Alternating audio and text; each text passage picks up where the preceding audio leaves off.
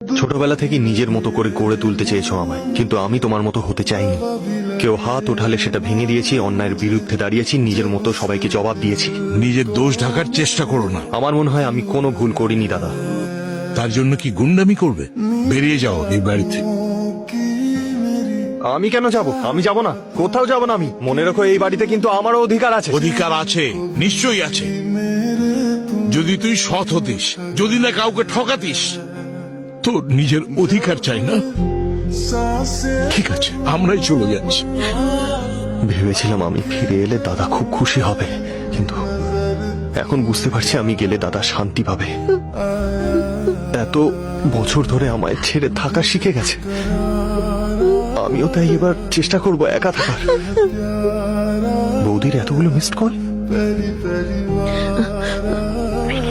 হ্যাঁ বৌদি।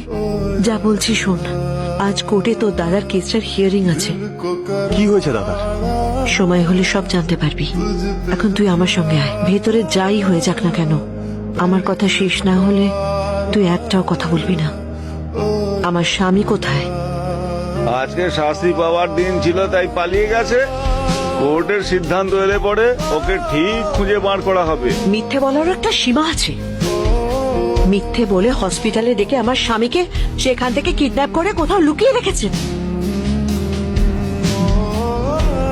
পুলিশ এখনো অবধি কোনো অ্যাকশন নেয়নি, মানে ওদেরকেও কিনে রেখেছে।